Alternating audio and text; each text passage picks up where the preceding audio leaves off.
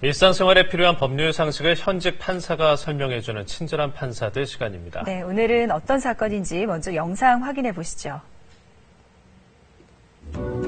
친구들과 농구 경기를 하다가 친구의 이를 부러뜨린 A씨. A씨는 일상생활에서 일어날 수 있는 사고에 대비해 보험에 가입한 상태였는데요. 이가 부러진 친구는 A씨가 가입한 보험사를 상대로 보험금을 청구합니다. 과연 보험사는 친구에게 보험금을 지급해야 할까요? 네, 오늘 주선나 판사 함께 자리하고 있는데요. 영상에도 나왔지만 이제 어떻게 하다가 친구의 이를 부러지게 한 건지 궁금하네요. 네, A군은 어느 날 저녁 8시쯤 친구 5명과 함께 한 대학의 야외 농구장에서 농구 코트 반만 사용해서 농구 경기를 했습니다. 당시 A군이 리바운드를 하기 위해서 점프를 해서 공을 잡고 내려왔는데 네. 이때 친구가 A군 바로 등 뒤에 서 있었습니다. 네. A군의 오른쪽 어깨 부분이 친구의 입과 부딪히면서 친구는 앞니 2개가 부러지고 양쪽 치아가 빠지는 부상을 입게 된 사건입니다. 예. 그러니까 다치게 한 친구가 보험을 들어놨었나 봐요. 네. 그래서 이제 보험사에 청구를 했는데 이제 보험사에서 거부를 했나 보죠. 네. 법원은 어떤 판결을 내렸나요?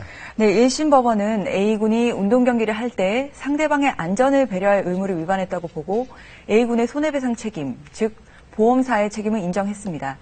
그러나 2심 법원은 다른 판단을 내렸습니다. 농구 경기는 신체적 접촉과 충격이 많은 경기이고 특히 이 사건은 야간에 코트의 절반만 사용해서 경기를 했기 때문에 부상 위험이 더 컸다는 점에 주목했습니다. 네. 또 A군이 경기 규칙을 위반하지 않았고 농구에서 리바운드를 할 때 뒤에 있을지도 모르는 참가자와 충돌을 피하기 위해서 착지 방향을 바꾸는 것까지 기대하기는 어렵다고 보았습니다.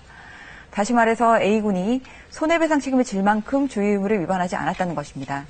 따라서 A군이 가입한 보험의 보험사도 친구에게 보험금을 지급할 의무가 없다고 판결한 것입니다. 대법원도 2심 판결이 옳다고 보고 2심 판결을 확정했습니다. 네. 근데 안전을 배려할 의무다라고 하면 좀 모호하게 들리는데요. 이게 어떤 기준으로 판단하게 되는 건가요? 네, 대법원은 운동 경기에 참가하는 사람은 경기 규칙을 지키고 다른 참가자의 안전을 확보해야 할 안전 배려 의무를 진다는 입장을 취하고 있습니다. 권투나 태권도처럼 상대 선수를 가격하는 형태의 경기, 또 축구나 농구처럼 여러 선수들이 한 공간에서 신체 접촉을 하면서 승부를 이끌어내는 경기 등 그 경기의 종류와 위험성에 따라서 판단 기준은 달라질 수 있습니다. 안전배려 의무를 위반했는지 여부는 이런 경기의 종류와 위험성, 당시 경기 진행 상황과 참가자들의 경기 규칙 준수 여부, 또 위반한 규칙의 성질과 위반의 정도, 부상 부위와 정도를 종합적으로 고려해서 판단을 하게 됩니다. 네. 부상을 일으킨 행위가 사회적으로 허용될 수 있는 범위라면 손해배상 책임을 물을 수 없다고 보는 것입니다. 네.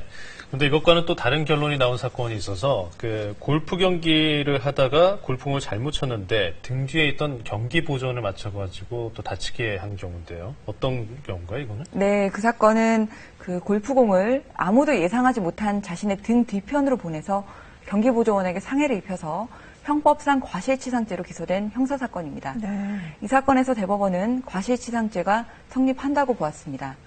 경기 참가자가 규칙을 지키면서 경기를 하거나 또는 경기 성격상 당연히 예상되는 정도의 가벼운 규칙 위반으로 상해를 입혀서 사회적으로도 허용될 수 있는 정도라면 과실치상죄가 성립하지 않습니다.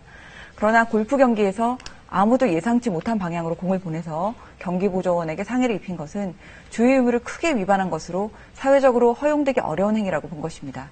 네, 그러면 이제 농구 경기에서 골프 경기에서가 상당히 이제 서로 상반된 그런 판결이 나왔는데 운동 중에 그러니까 부상을 남에게 입혔을 때 배상 책임이 있느냐 없느냐를 판가름하는 가장 중요한 법적 기준은 뭐라고 정리를 해볼 수 있을까요?